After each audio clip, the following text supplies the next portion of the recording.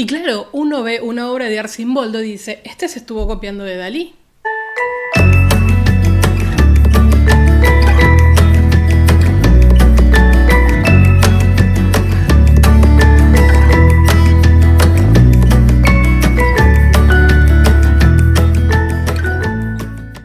Muy bienvenidos, una semana más. Llegó la primavera, llegó, parecía que no llegaba nunca. Se hace largo el invierno a veces, pero llegó la primavera. A los que estén en el hemisferio norte los saludamos por su otoño. Igual es muy lindo, la luz otoñal a mí me gusta. Me gusta más el verano.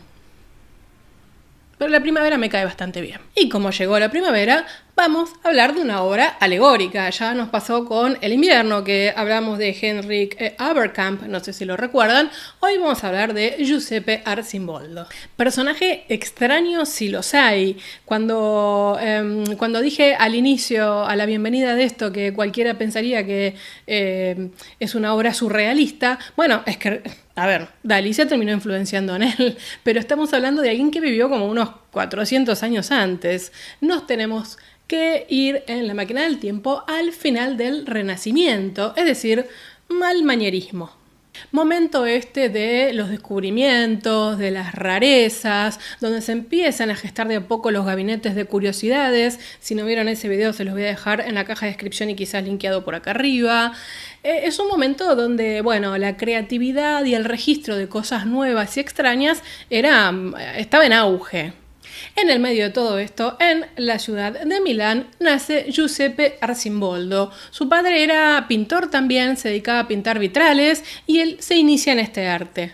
Y es así que él se desarrolla en el negocio familiar y entra en el gremio de San Lucas, en Milán. El gremio de San Lucas es aquel que, acumulaba o certificaba a todos los que eran artistas, pintores.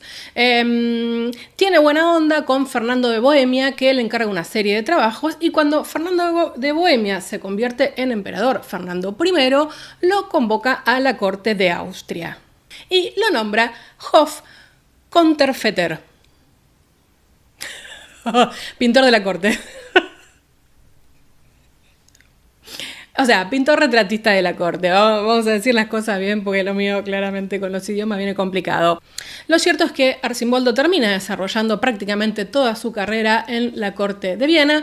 Primero dijimos con Fernando I, luego con su sucesor, que es Rodolfo II, con quien era un personaje bastante excéntrico, ¿no?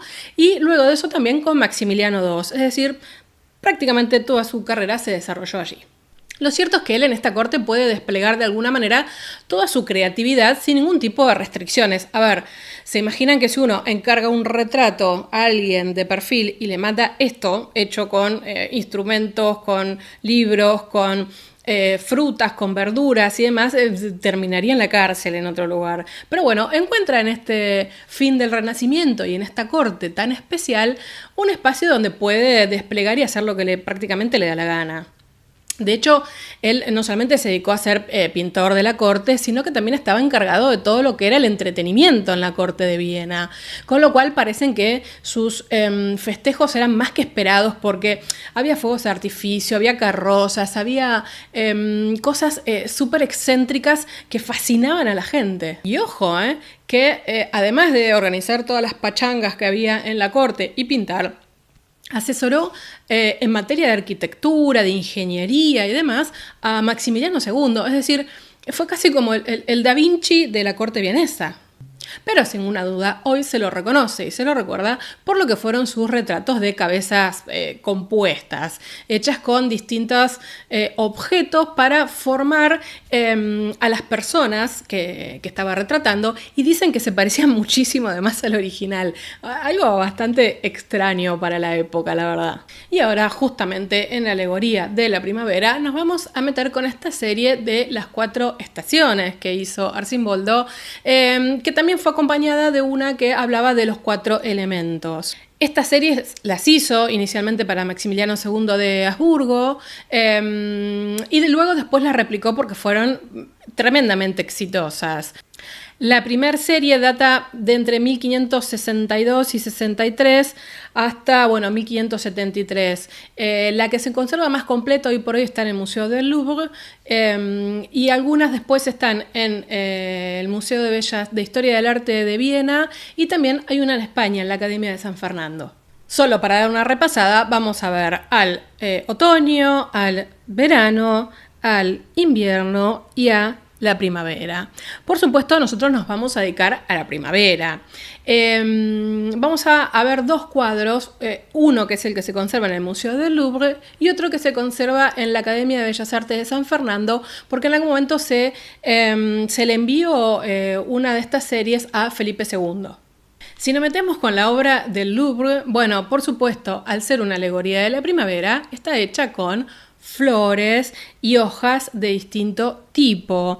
En el caso del Louvre parece que lo que está de fondo es el perfil de una mujer.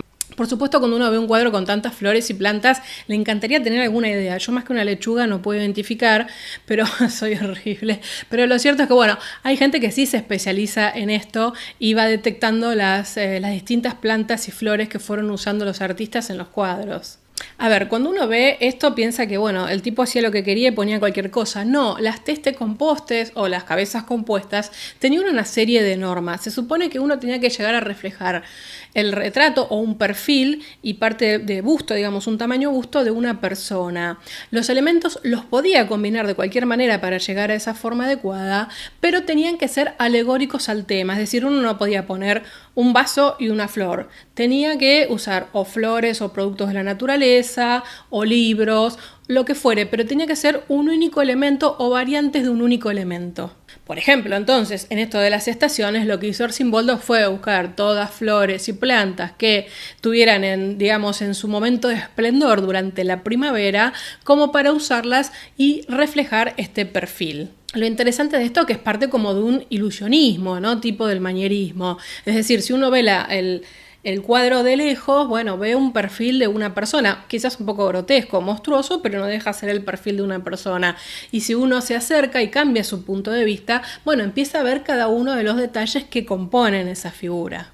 Tiene casi como un sentido caricaturesco, la verdad es esa. Si nos metemos en el detalle entonces, para ver justamente cómo está armada esta cabeza de la primavera, encontramos que desde el sombrero hasta el cuello, cada parte del retrato, incluso labios y nariz, son flores, mientras que la parte del cuerpo se compone de plantas. Y y en el caso de esta obra del Louvre, tiene por ejemplo un lirio, parece, que hace como si fuera una pluma de un sombrero y un iris que aparece como un medallón en el pecho. En total se encontraron 80 variedades de plantas y flores que incorporó Arcimboldo a este trabajo.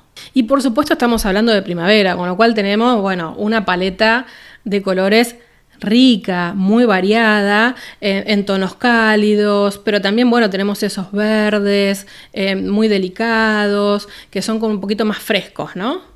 Cuando Arcimboldo entrega las 4 estaciones y los 4 elementos a Maximiliano II de Habsburgo, lo acompaña con un poema de 310 versos que había escrito un amigo y un humanista de él llamado Gian Battista Fonteo.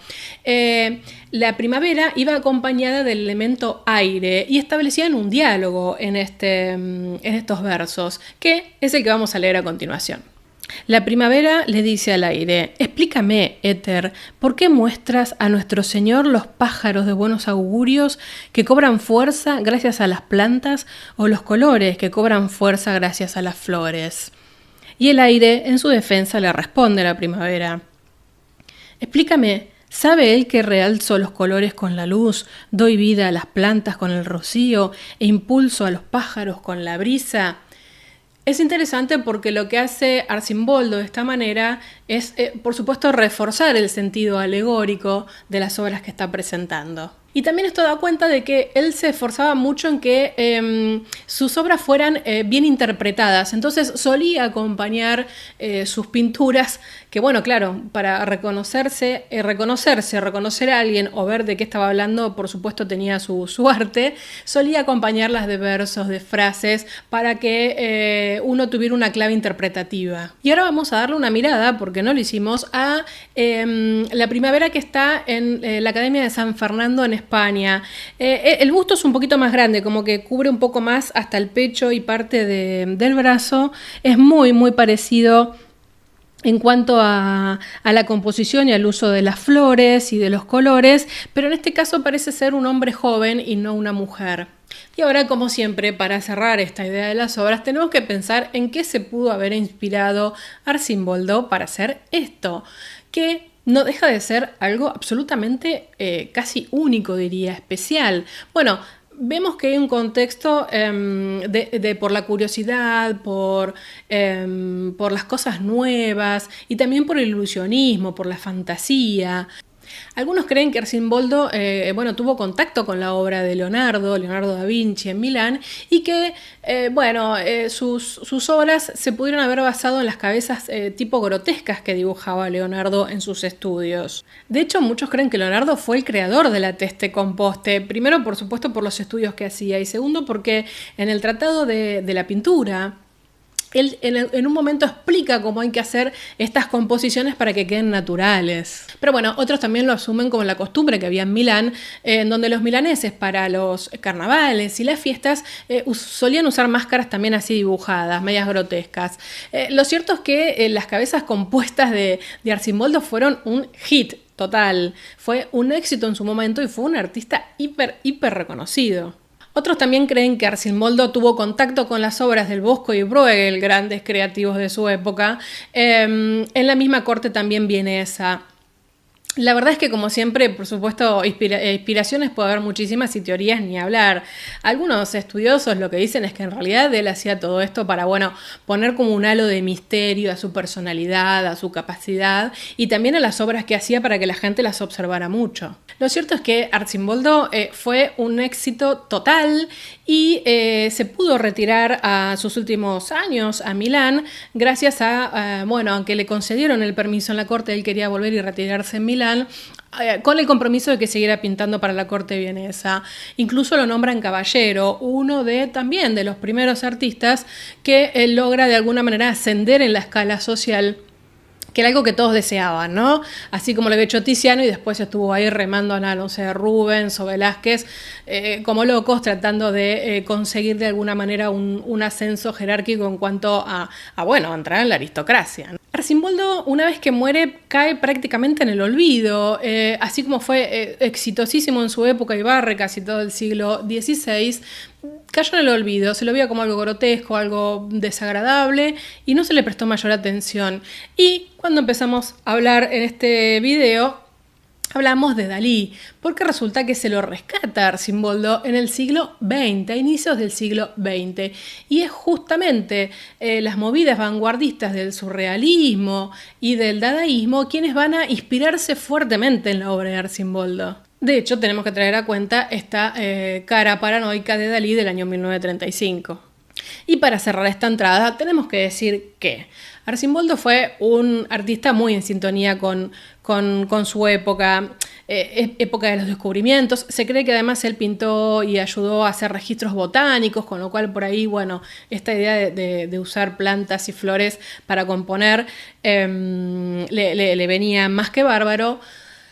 Estuvo en sintonía con su época, pero también tuvo bastante suerte porque, pudo desplegarla sin parecer un raro. Es decir, fue aceptadísimo en su momento y fue realmente un artista muy, muy exitoso y que pudo hacer todo lo que le dio la gana. No se debería poder quejar. Pero de hecho, también no podemos dejar de ponerlo junto con Caravaggio entre los creadores de los bodegones, es decir, las naturalezas muertas, porque era algo que antes no existía, no se valoraba como género, y imagínense hacer con una naturaleza muerta una forma humana. Un creativo sin duda. Así que bienvenidos a la obra de Arcimboldo y nosotros nos despedimos hasta la próxima semana. Cuéntenme si sabían algo de Arcimboldo, qué les parece, se ven como medias raras, no sé qué sensación, cuéntenme en los comentarios, déjenme en los comentarios qué sensación les provoca la obra de Arcimboldo porque me da mucha curiosidad.